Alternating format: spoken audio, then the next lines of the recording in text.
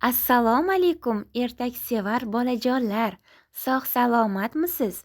Onajoningizni aytganlarini qilyapsizmi? Juda yaxshi. Yangi ertak eshitishga tayyormisiz?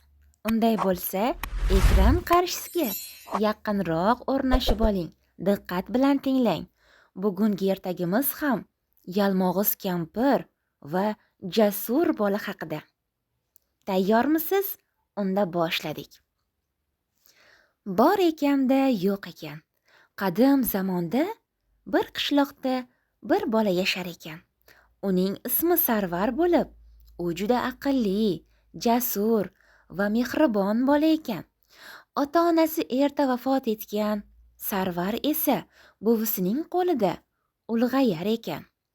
Bir kuni buvisi unga shunday debdi: "Bolam, o'rmonga borib, men aytgan giyohni topib kel. Bu dorivor o't. Faqatgina yalmog'iz kampir yashaydigan o'rmonning chekkasida o'sadi. Juda ehtiyot bo'l. O'sha kampir odam yeb qo'yadi degan gaplar bor."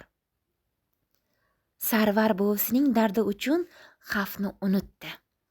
Nonini tugib, pichog'ini olib, yo'lga tushdi. "Men qo'rqmayman.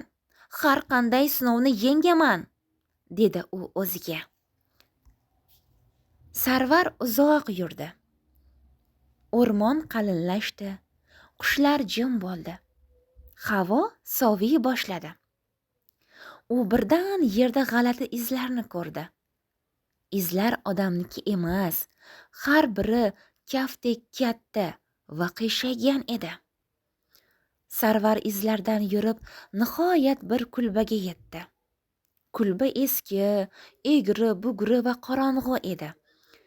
Ichkaridan xirillagan ovoz keldi.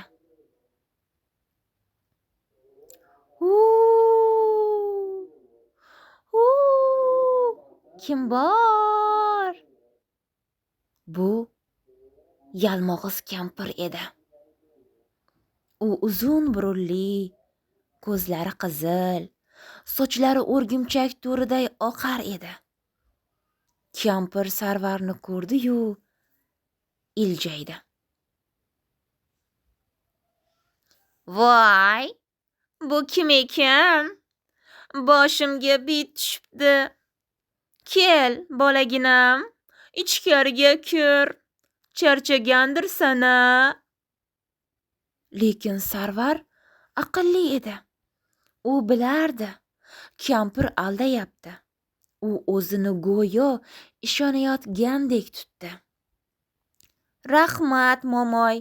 Men buvimga dori, giyoh kerak", dedim.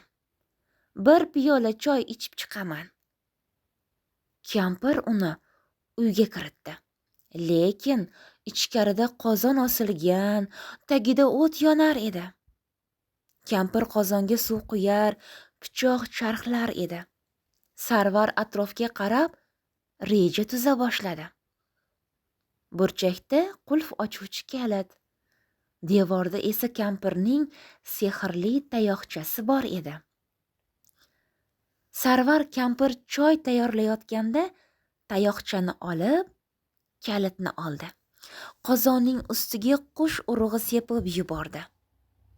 Kampir qozonga qaragan zahoti shart deb ichkariga tushib ketdi. Sarvar tezda uyni qidirib, dori giyohni topdi. Lekin u kampirning sehrli sandig'ini ham ko'rib qoldi. Sandiqda oltin olma, nurli halqa va sehrli gilam bor edi.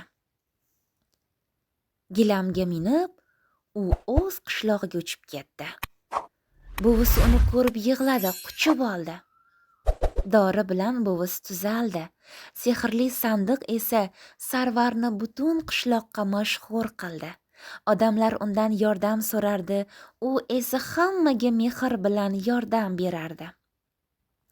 Shu tariqa Sarvar jasorati, aqlli harakati va mehribon yuragi bilan yalmog'iz kampirdan nafaqat o'zini, balki ko'plab odamlarni qutqardi. Bor ekanda yo'q ekan, ertak ham shu yerda tamom ekan. Bolajonlar, ertagimiz sizga yoqdimi? Yoqqanidan juda ham xursandman. Endi esa o'rningizga yaxshilab o'rnashib olib, shirin uyquga keting. Xayrli tun.